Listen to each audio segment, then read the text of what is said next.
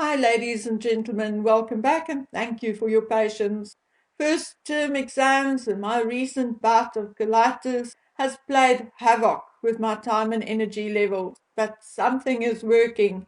And although I'm still in pain for a couple of hours per day, I'm happy to report that I have not had this much energy in years. Having said that, I may not have had the time to make a video, but I did reach out to the brother of Benita Woody, asking him whether he would be prepared to answer a few questions for me. But I've not heard back from him yet. If I have not heard back from him by the end of this week, I'll try other family members. I think the information on Benita Woody is a bit too scant to try and help solve the case. There must be a reason why she left that day. It is understandable that someone may go grocery shopping or out for a haircut on a whim or without telling anybody, but to leave town on a whim seldom happens. Was Benita working at the time? Did her job require her to go out of town from time to time? Was she in a relationship at the time? These are all the kinds of things one will need to know to further the investigation into the case. Anyway, I'm truly hoping that someone from the family will reply. Even though this channel may not be big yet, I do tag bigger channels and they do pick up on stories. And that is what this family and the family of Caitlyn Rose case need right now. They need renewed interest and attention to get these cases going again. Hope is never lost until everything that can be done has been done.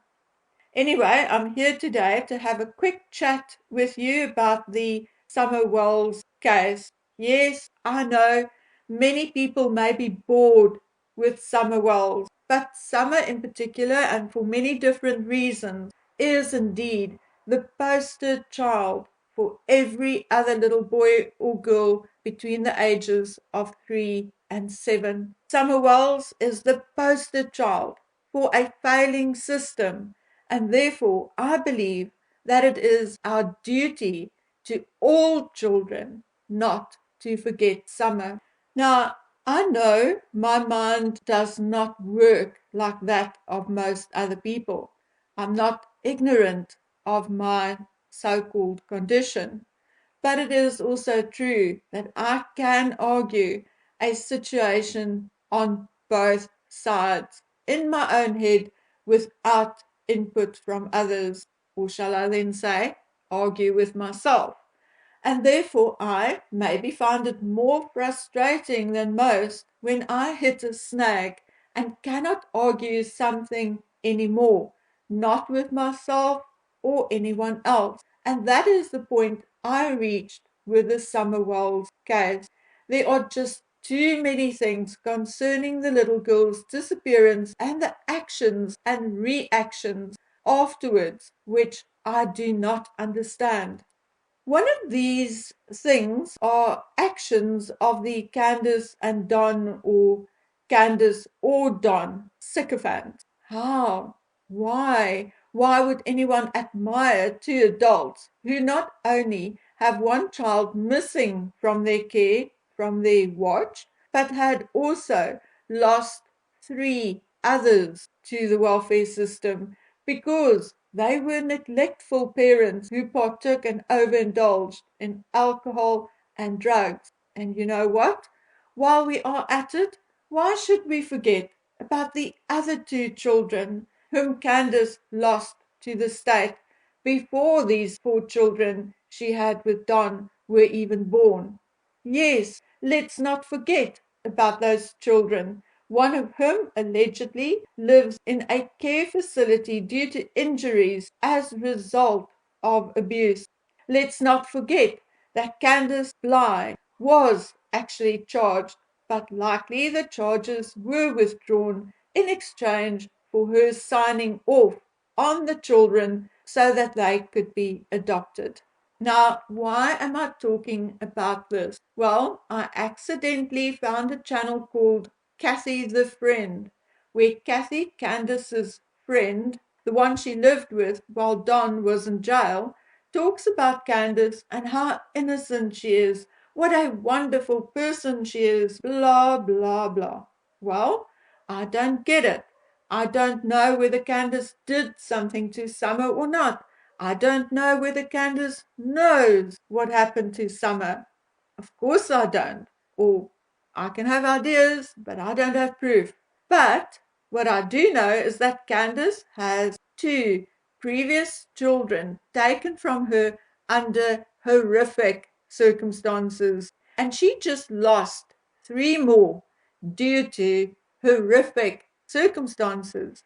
Candace hurt her older son, and we heard that she was malicious with her younger children, making her boys lie down on a hot tar driveway with their naked torsos after an argument in a pop-up pool at a friend's home. We heard how Candace started drinking and drugging towards the late afternoon. We heard recordings of the parents fighting in front of the children. We know the police were called out for that. So how can anyone have empathy or make Candace Bly-Well out to be a hero? She is not, in no way, shape or form. Summer, her brothers, and her half-sister and brother are the victims, the survivors, and, as I said, the victims. So this Kathy opens a YouTube channel, goes live, and tells us how Candace decided to stop drinking and did, all by herself. How she respected Candace for that. What a miracle it was. Except later in the same video, she talks about a camping trip they went on and the video Candace posted on YouTube, which some people thought was some subliminal message from Candace. Well, according to Cassie the friend, the post was an accident because Candace was drunk. Oopsie, I thought you said she did not drink anymore after she moved into your home. And secondly, seeing that Kathy is using YouTube and can even do lives, could she please explain to me how Candace could post a video accidentally on YouTube? Because I've been on YouTube for 3 years now and I still do not know how one could post a video accidentally. So immediately, Cassie is discrediting herself and Candace. Cassie goes to great lengths to explain that she trusts Candace with her own child and that to her child, Candace is like a beloved aunt. And well, that is fine. But in the same breath, you are saying in a video posted 2 weeks ago, thus more or less beginning of March, that you have now known Candace for what? 2 years? Okay, so shortly before or shortly after Summer went missing.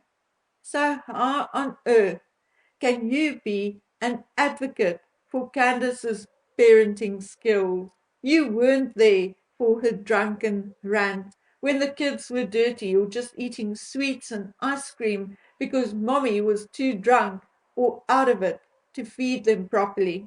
Where were you? You weren't there.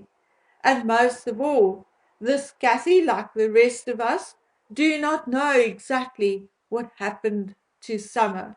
Now, what I do know, and all of us do know, is that any and every parent's main responsibility is to protect their own children. And thus, no matter whether Cassie the friend is a bleeding heart, a do-gooder, or what her motives are or were, her first responsibility is to her own child. And unless or until it can be proven that Candace had 100% nothing to do with Summer's disappearance, no parent should allow their young children near her or in her care unsupervised. Not because you think she's guilty of possibly hurting Summer, but because you owe it to your child to be safe. I have recently unsubscribed to a whole bunch of true crime YouTube channels, mainly because I cannot stand being told what to think and feel. I would rather risk being wrong, admit to it, and apologize for being wrong and making a mistake than to follow the masses or accepting someone else's instruction or direction without basis or truth. Usually, when someone is trying too hard to convince me of something, I grow very suspicious. So, what is going on in the Summerwells case? Why are we not hearing from the TBI or law enforcement anymore? How on earth can they still not know anything more? And why is Ronnie Lawson not bringing the two adults who were on the premises in for questioning again? Apparently, they do not currently have a lawyer, as the media manager is out asking people to recommend one for them. So here is your chance, Ronnie Lawson, to grill those two women. So why don't you? You have never told us that you ruled anyone out yet. So why aren't you interrogating anyone either? Maybe we should call in Stephen Greer and a bunch of ufologists.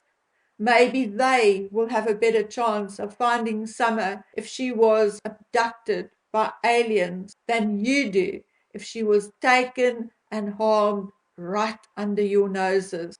Okay, so before I go, I want to ask you this. What does the Summerwells case, the Madeleine McCann case, and the John Benet Ramsey case have in common? What do you think? Well, you can tell me in the description box and we'll talk about it in the next video. So until then, please take good care of yourself. Bye.